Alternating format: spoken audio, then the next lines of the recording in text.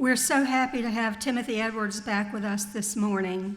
He's a favorite of our congregation and such a marvelous musician, performer, and teacher. You can read more about him in your order of service. This morning, he will be opening our Labor Day service with his arrangement of a song that is most likely familiar to you as the Battle Hymn of the Republic, but it's also known as the American Workers' Song, Solidarity Forever. It was used by the IWW, the Industrial Workers of the World, and became a popular trade union anthem for other organizations such as the AFL-CIO. You can find the lyrics online, written in 1915 with a resounding chorus of Solidarity Forever, Solidarity Forever, Solidarity Forever, for the union makes us strong. Timothy will play this powerful tune as an instrumental in addition to two other selections that he arranged for us, which you will hear later in the service. Timothy, welcome to our chancel.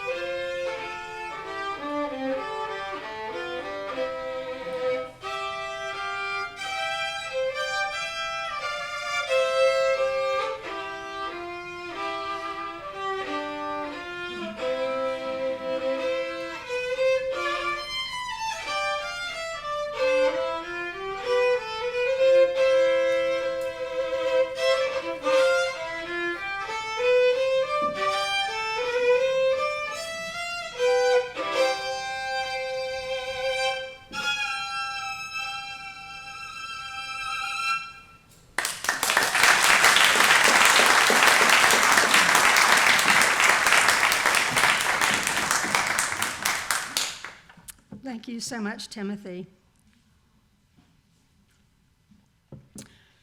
Please hear these words by Reverend Dr. Megan Ruth Visser. We enter this sanctuary for kindness and comfort. May rough, worn hands and aching backs be healed. We enter this sanctuary of hope for equality. May those who labor to survive live to know justice. We enter this sanctuary of love and vocation. May our bonds of solidarity be strengthened. We enter this sanctuary of courage and friendship. May we proceed hand in hand toward freedom. And I'd like to ask you now to turn in your gray hymnals for our opening hymn, number 128, For All That Is Our Life. I invite our song leaders to come forward and lead us in this hymn. Eileen will play a brief intro, and then we will sing all 4 verses.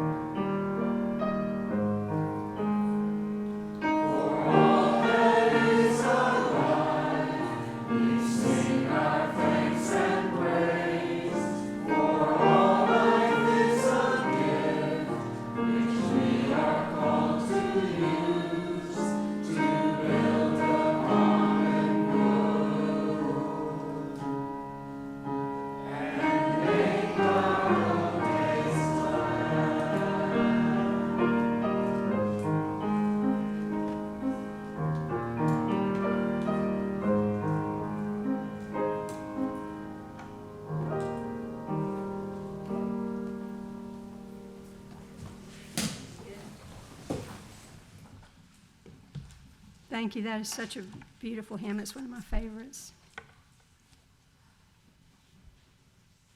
So good morning, all, and welcome to Buckman Bridge Unitarian Universalist Church, or as we call it more simply, BBUUC. Love those acronyms. We acknowledge that we are here on the traditional lands of the Timucuan people.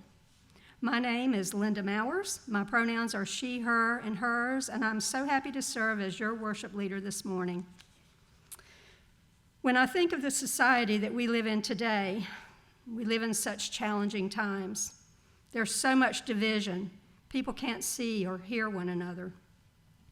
400 years ago, David Ferenc, or Francis David in English, a founder of Unitarianism in the 16th century, said these words: "We need not think alike to love alike." In these challenging and divisive times, no words could be more important. Unitarian Universalism, is a unique religious tradition. We have no shared creed, and we have many different beliefs, yet we're united by our shared values, articulated in our principles and sources, which were created through a democratic process as our Association of Congregations evolved and continues to evolve. We're welcoming and open. We value diversity.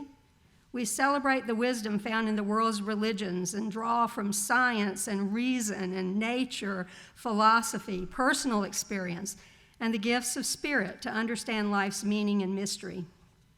That's why we call Unitarian Universalism a living tradition. We come here to learn more about being in relationship together, how to listen, how to forgive, how to be vulnerable, and how to create trust and compassion in another. Here you can bring your whole self, excuse me. Here you can bring your whole self, your full identity, your questioning mind, and your expansive heart. We believe we should express our faith through acts of compassion and justice. Our kids are encouraged to ask questions, think, and express themselves. We nurture truth-seeking, spirituality, and progressive moral values that will continue to shape and support us from childhood through all the stages of our lives. What we do with our beliefs is important.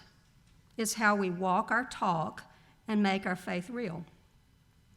I want to give a special welcome to those here today who may be guests or newcomers. We're so glad you're here, and we hope that you'll stay with us for the fellowship after the service. You'll find beverages, including fair trade coffee and snacks at the pass-through windows in the back of the sanctuary. Be sure to wear your name tag so we can warmly welcome you and greet you by name. It's a great time for meeting friends and for sharing conversations. Please stop by our welcome table at the entryway if you haven't already done so. There you can find information on our church and our denomination. We have regularly scheduled Getting to Know Us classes year-round, and if you have any questions, please find any of our membership folks with a yellow sticker on their name tag that says, "New, ask me." They can also tell you about the path to membership. Get to know us here, and we hope you will find that our beloved community is a home for you. We want to ensure that everyone here knows that we're equipped with hearing assistance system. If you wish to use one, please ask for a receiver at the welcome table, or you can use your own device and tune it to the channel our system operates on, 106.1. If you're unfamiliar with this kind of equipment, we'll be glad to assist you. And we also have large print hymnals for those who are vision impaired, which you can request at the welcome table. We'd like to bring everyone's attention to the information about upcoming events in your order of service on the church bulletin board, the website, the newsletter, and weekly bulletins. We've got all kinds of ways to communicate here. But we also have many volunteer opportunities as well, including Sunday morning greeters and refreshment hosts. Sign-up sheets for those who wish to lend a hand are on the credenza in the entryway. And now I want to remind you to silence your phones and communication devices as we move into worship, willing to be authentic with each other, honest within ourselves, and open to connection in all its forms. And I'd also invite you now to turn to the order of service, and you will find the words to our congregational covenant there. Here at Buckman Bridge Unitarian Universalist Church, we practice theological hospitality, and we welcome all people of goodwill to the life of our congregation. Since Unitarian Universalists don't have a creed or dogma, what holds us together as a community is covenant, which is the promise we make to one another about who we will be as a faith community and how we will be in relationship with one another as we practice our values. The covenant we created together in our congregation is printed in your order of service, and I invite you to join me in speaking the words in unison.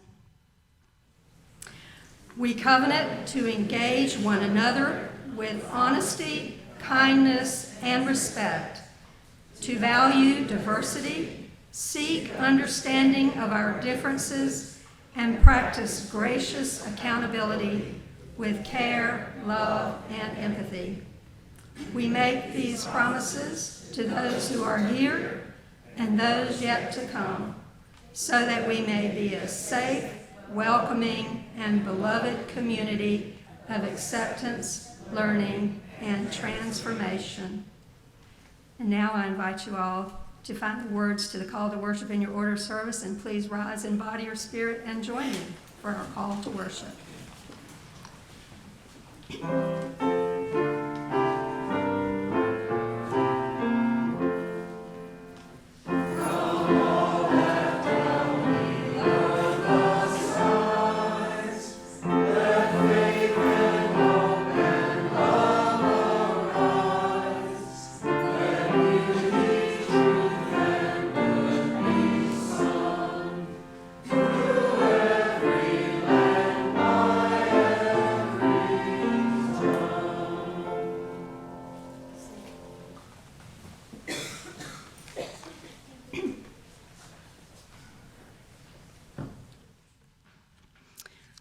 I'd now like to invite Rusty Turner to come forward and light our chalice this morning.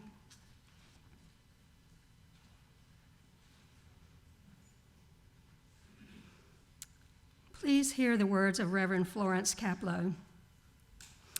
In recognition of Labor Day, we light this flame to honor all work, including the work of our hands and our backs, in gratitude for all the laborers that support our world, and for all those who boldly continue to work for justice, equity, and peace. Thank you, Rusty. Timothy? So today is the first Sunday of the month, which means it's our Pennies from Heaven Day. We're so happy to have Timothy accompany this part of our service today. This is a time when we take up a special collection for a local charity that our children and youth choose. Your contributions today will be given to the Clothes Closet and Food Pantry to help people in Clay County who are in crisis. Helping families meet basic needs and pay overdue rent or utilities enables them to stand on their own again. By enabling people to stay in their homes, they prevent them from having to live on the street. They also strive to assist homeless and transient people by meeting immediate needs with food, clothing, toiletries, and blankets. Each year, hundreds of families are given financial assistance in their time of crisis. Please consider donating any loose change or extra bills as you are willing and able.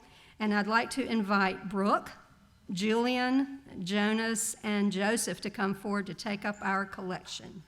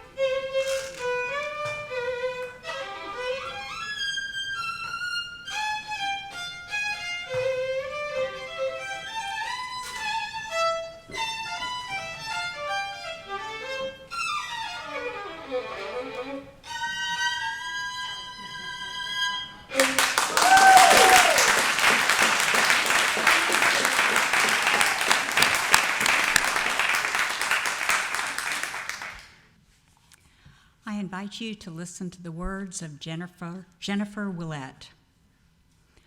What images come to mind when I say Labor Day? Chances are you think of the holiday weekend and the celebration with your loved ones. the federal holiday. Unions and the cause of working people, wage and benefits. Maybe you think of the history of the struggle of working people to have a fair share of the profits of their work. Those are all great. Now, I want you to think of your parents and caregivers. The parent that fed you, bathed you, nurtured you, and taught you the building blocks of how to be in the world. Now, think of your elders. Think of who shops for them, goes to the doctors with them, cleans for them, and cares for them when they begin to fail. Now think of those who have physical and mental challenges of different degrees. They come in all ages. Who assists them in the daily tasks that make day-to-day life easier and sometimes possible at all? Much of this work is unpaid labor, yet the work of homemaking, child care, elder care, differently abled care is not part of our economic system. It doesn't count in our GDP, but our society would collapse without it. Now consider the other non-paid labor we do to mentor, to educate, to assist, to advocate, to entertain, and enrich the community, the country, the world. Think of all that we do for our neighbors, our friends, our community, to make life better. This is labor. A paycheck is not the only measure of your work. Without this labor, our world would be a lonelier and more desperate place. Honor your labor. If you work for money, this holiday is for you. If you work for love, this holiday is still for you. Our work makes the world better.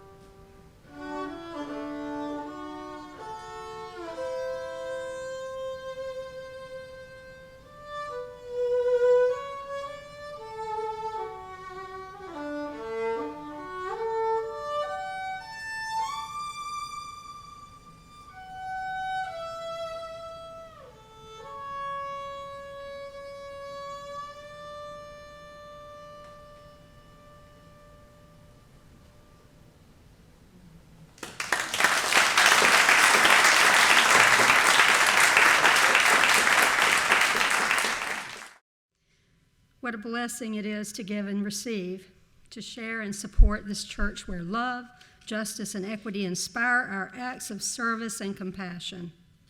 When we give, we say yes to something we value. We say yes to the values of our faith. There are many ways to support our church with your presence, time, talent, and financial contributions. As a self-sustaining congregation, your support is vital. It allows us to maintain our beautiful building and grounds, fund our mission and ministries, and pay our terrific staff and support our Association of Congregations. There are many ways to contribute to this community through the offering, digitally using your QR code on the order of service or the donate button on our website. So however and whatever you choose to give, we are most grateful for your generosity. At the conclusion of our offering this morning, you're all invited to rise in body or spirit and join me in hymn number 123, Spirit of Life. So I now invite Helen Matt and Marilyn Jones to come forward to accept the offering. May your gifts help us practice Unitarian Universalism within and beyond our walls. We dedicate these gifts to the values and the vision that we share.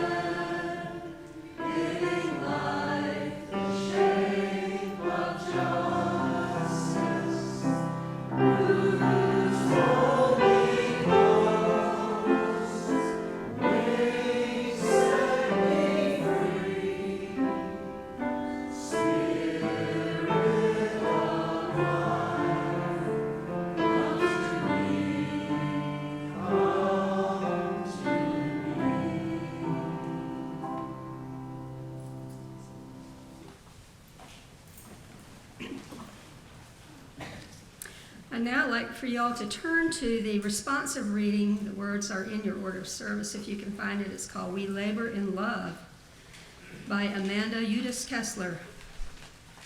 And this is a responsive reading where you are the many and I am the one.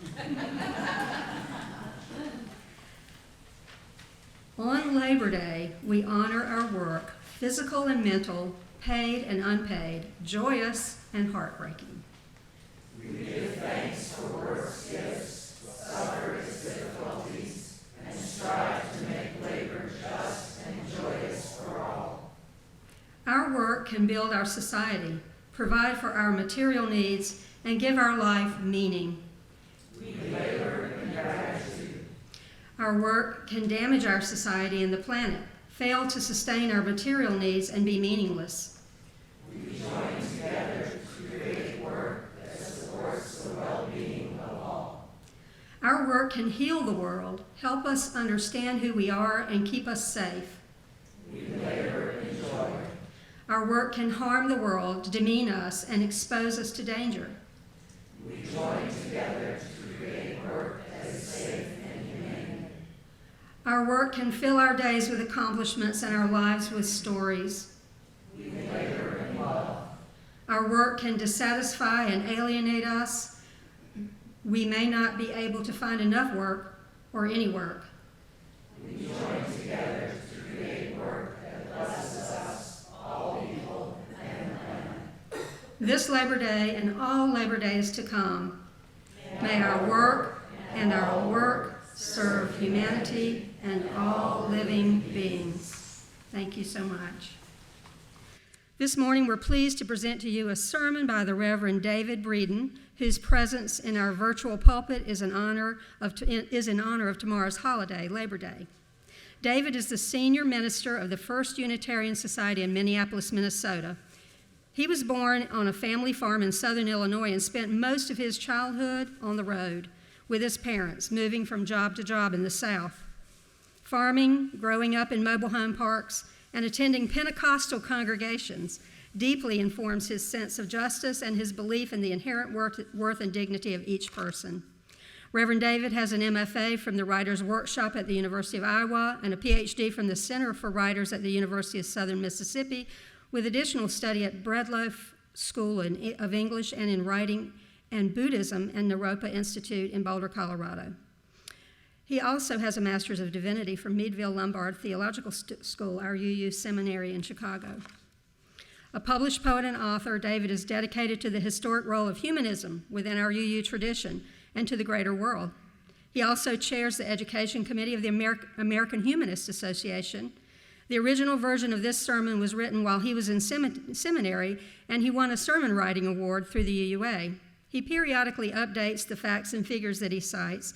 The numbers in today's sermon are only slightly outdated. However, he says that what unfortunately isn't out of date is the continued decline of labor unions and the conditions of U.S. workers. I'll share a few updates from him following the sermon. So now I turn our virtual pulpit over to the Reverend Dr. David Breeden. Labor Day. In 1935, a U.S. government truck, part of a New Deal program called Relief, pulled up at my grandfather's house. Now, that house was a two-room sharecropper shack, and 16 people were living inside. The family was starving to death. It wasn't malnutrition, it was starvation. The government truck was distributing surplus food, which on that particular visit consisted of a gallon glass jar of mustard. That was it. My father was 11 years old at that time, and he and his siblings thus became the first generation of U.S. children raised on what came to be known as welfare. That first glimmer of government help proved to be a harbinger of things to come. Now, I come from a long line of poor people, part of what's known as the incorrigible poor or the long-term poor. Now, most of my cousins, and I had 64 cousins at one time, first cousins, most of my cousins, their children, their children's children, and now their children's children have never managed to get off government assistance in all those years. Back to the mustard. These were farmers who traveled by horse, and this was long before television had been invented. No one in the family had ever seen mustard. They thought, oh, it's what rich folks eat, so they ate it. It's all they had, though a gallon of mustard doesn't go all that far, but split between 16 people. It made them incredibly ill. So then they decided the government was out to poison poor people.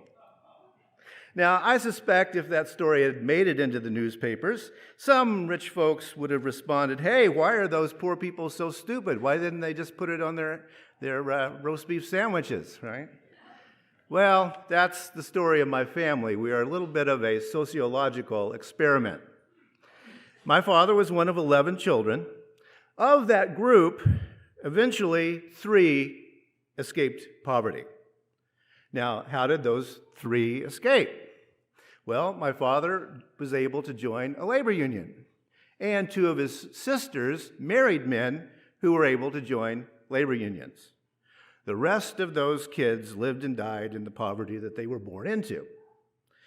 Their children, my first cousins, and as I said, I had 64 of them at one time before death started weeding them out. We poor folk don't live as long as other folks. My cousins, for the most part, remained in the welfare system.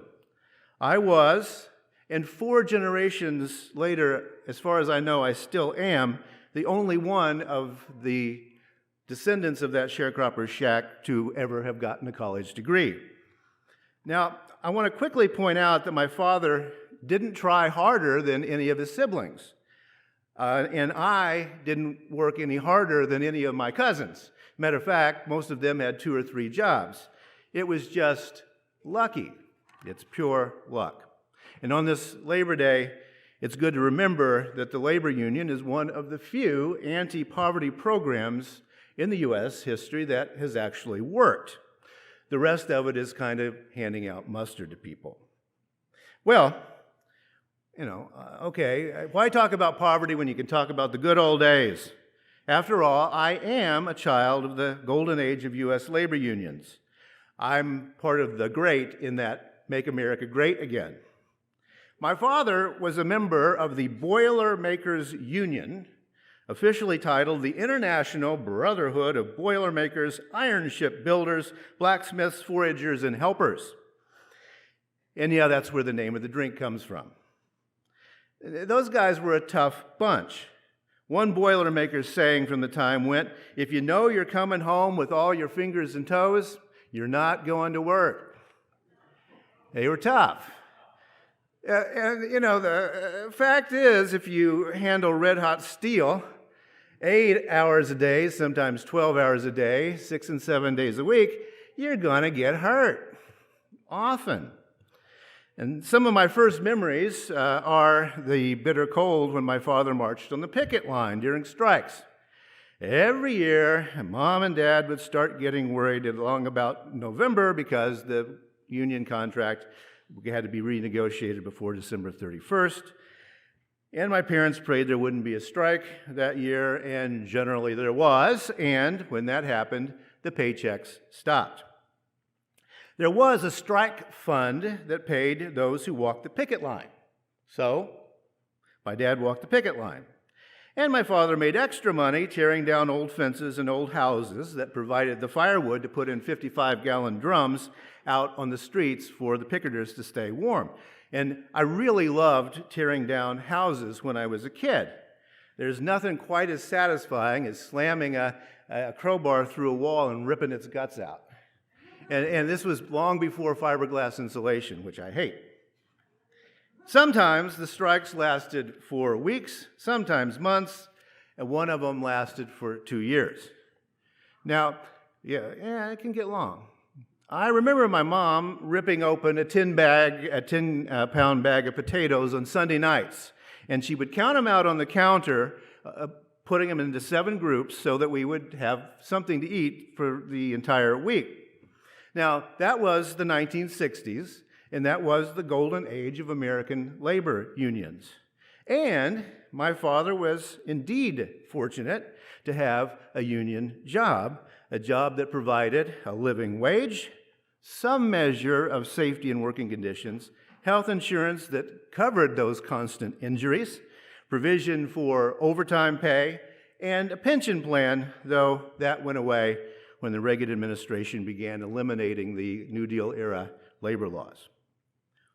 Now, thanks to a union, unlike my dad when he was a kid, I never actually went hungry. I had malnutrition, not starvation. And again, parenthetically, when you're born poor, you carry that all your life. I have a swayed back and bent legs due to my malnutrition as a kid. And it turns out that cornbread made with water and eating fried potatoes and lard every day for every meal is not all that nutritious for you. And, it's really a bad idea to be born poor. But here's the thing. When I was born, 25% of the U.S. population lived in poverty. 25%. By the time I was 10 years old, 15% of Americans lived in poverty. Then the U.S. poverty rate and the rise in U.S. worker incomes froze, and it hasn't changed since. It's still at 15% poverty rate. And the fact is that the $2.50 an hour that my dad made on a union contract back in 1965 has more buying power than the average $28 an hour that the steel makers get nowadays. So I really did live in the golden age of American labor when poor people could become not poor. We were still working class, but we weren't incorrigibly poor. I should again parenthetically mention something about the American class system. If you give poor people a fair wage, they become not poor, but they don't become middle class. The American class system simply doesn't work that way. Politicians would like you to think it works that way, but it doesn't. Working class people simply have different manners and mores. It's about sociology. It's not about your finances. I grew up working class, and I was taught the manners and the mores of the working class, not the middle class, which my parents considered not all that desirable. I can pass for middle class, but I don't think like middle class folks do. Middle classness isn't of interest to me, although money is. The golden age and the great in making America great again. Sometimes we forget that those unions in those days were mostly white male institutions. For the most part, the unions in those days addressed only one American disease, the oppression of working class white males. Racism and sexism had to wait. The Bread and Roses strike didn't work out for them. My father was, by the way, drafted into the Army during the Second World War. When he was drafted, he was 22 years old, and he was in 6th grade. He was semi-literate, but he was a white male war veteran and therefore privileged. My mom's case was different. My mom dropped out of high school as soon as she turned 16. Nowadays, she would be diagnosed with a learning disability and maybe autism. I don't know. She never really learned to read. Another bit of false nostalgia is the efficiency of those one-room country schools that both of my parents went to. They weren't all that good. While my father was working union jobs, my mother also worked in factories. She was a good country girl, and she was good at sewing. So she worked in upholstering factories and at various clothing factories, which did exist here in the U.S. in a good number back in those days. Her work was all non-union. All the bosses were men. All the workers were women. My mother, like my father, theoretically worked 8 hours a day and would get overtime. But in actuality, my mom worked on a quota system. So she had to finish a quota before she finished work, no matter how long that took. I remember she worked for a factory for a while making Arrow brand men's shirts. Her quota to sew was 100 dozen shirts a day. That's how they said 100 dozen, which I suppose 100 dozen sounds better than 1,200 shirts. It was an assembly line. Mom sewed the collars. She was a particularly good sewer. 100 dozen a day, collars. That pace meant no lunch breaks, no water breaks, bathroom breaks only in extreme circumstances, And the only time those women got to work rest on company time was when they sewed their fingers into the machines, which happened fairly often because they were so tired and working so fast. And my mother's left hand was just all butchered up. For some reason, it was always her left hand. I should also mention, for you younger folks, that factories were not air-conditioned in those days, so every shop was a sweatshop, especially if you lived in the American South, where we lived. My mother got no overtime pay, no health benefits, no pension, and the mere mention of labor organizing would get you fired. The average now is about 20,000 people per year get fired for joining a labor union on their work, by the way. Bending over sewing machines all day eventually took its toll on my mother's back, and so she had to give up the better-paying sewing work and became what she called a washerwoman, doing laundry and mopping floors in various nursing homes to finish out her career. In her later years, my mother lived in constant pain, barely able to walk due to the damage to her spine from those jobs, and she never got any disability payments. And by the way, the perpetrator of that, the Arrow Shirt Factory, has moved to Myanmar, where you don't talk about labor union organizing, and so the damage goes on today in another generation and another generation. Now, I hope that you don't hear me saying, poor, poor, pitiful me up here. Both of my parents considered themselves extremely fortunate because they had the example of our family. And I have always considered myself extremely, extremely fortunate because I have the example of my family. My parents worked in the golden age of American labor. Two people born into abject poverty had food on the table, they bought a car, had a house, the American dream. And I came of age at a time when you could work a base wage job and work your way through college. So that's how I got out. So I'm not saying, I had it bad. As a matter of fact, now is the bad old days. What my parents and I accomplished is no longer possible for most people. The good old days weren't all that good, as I hope you hear, but they're better than now. In terms of the United States, I should mention quickly that Minneapolis is a workers' paradise.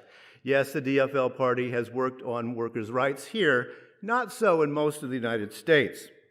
The OECD, the Organization for Economic Cooperation and Development, is a 36-nation organization designed to aid members in making informed policy decisions concerning their economies. It's based in Paris, France.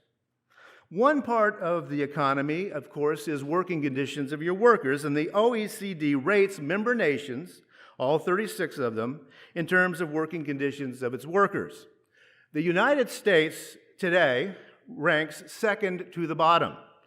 We tie with Malaysia. For comparison, the OECD rates Brazil in terms of worker conditions at 4.1 on their scale. India gets a 2.5 on their scale. The United States ties with Malaysia at 0.3 on their scale.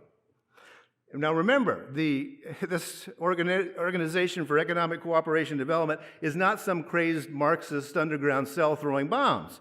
It's an organization of the world's top economies designed to foster market capitalism. It's pretty clear that we're wasting our money as American citizens on that particular group because it doesn't sound to me like we have any intention of doing what the rest of the nations are doing. We don't have to because labor unions in the U.S. are weak. Less than 10% of American workers now belong to labor unions. Why are we so low on that scale? Well, workers here can't afford health insurance. Workers here can't afford child care. Workers here seldom get sick pay. Workers here almost never have actual job security. And the list goes on and on and on. 37 million working Americans live below the poverty line. And remember what I said earlier. poor people stop being poor when you give them a fair wage. The wages for most Americans stopped growing in 1973 and has now gone down ever since, unlike the incomes of the richest 5% of Americans. And so, in this country, wage inequality grows and grows and grows.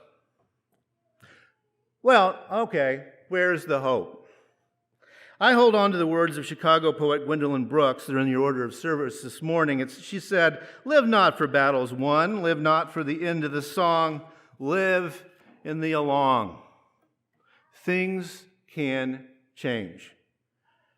Not by making America great again like it was in 1960, because it wasn't great, but things can be changed by looking at simple economics. Poor people stop being poor when, instead of a gallon of mustard, you give them a living wage. You pay them fairly for the work done. The restaurant workers, the hotel workers, childcare workers, agricultural workers, data processing workers, you pay them fairly and they won't be poor. There's a whole lot of labor going on in this country, done by a whole lot of people who are struggling. A humane economy is possible. The first step is realizing that the one we have now is not humane. So, I know it's time to end our service, but I have a postscript from Reverend Dr. Breeden that I wanted to share with you, some postscript, meaning a post-sermon, that I'd like to share in his words. "The most effective anti-poverty program this nation has ever had is labor unions. The rest is passing out mustard. Pay our workers a fair wage, and they won't be poor. And neither will their kids. And maybe those kids can get some education. This is a way to sow the seeds of worth and dignity. This is the way of justice, equity, and compassion in human relations. Unions are one of the few hopes for poor working people in the United States and the world. My father's job was portable. It's gone. My mother's job was portable. It's gone. Corporations are citizens of the world. People live in nation states, but some jobs are not portable. We have work to do right here at home. 80% of the jobs in North America today are service sector jobs. These are jobs that have never been unionized, but guess what? A person who parks cars' job can't be moved to Burma. A hotel maid's job can't be moved to China. Hotels with their fancy mattresses, 4-star restaurants with their napkins to fold, these can't be moved. We can fight here for the worth and dignity of every person. We can fight here for justice, equity, and compassion. 37 million working Americans live in poverty. Poor people stop being poor when they get a fair wage, inherent worth and dignity, equity. Reflect on this. In the United States today, the average Euro-American has a net worth of $80,000. The average Hispano-American has a net worth of $8,000. The average Afro-American has a net worth of $6,000. We can complete Dr. King's work on the racial injustice issue by fighting the other two evils he named. Poverty and war are issues of equity.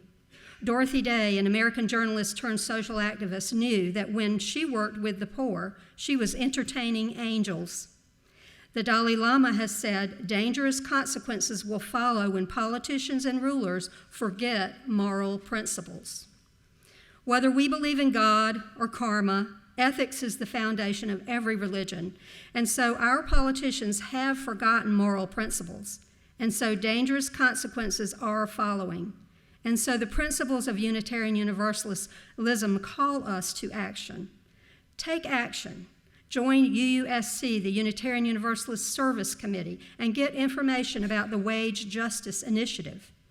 Join UUJEC, the Unitarian Universalists for a Just Economic Community, and learn more about what justice and equity can mean in action.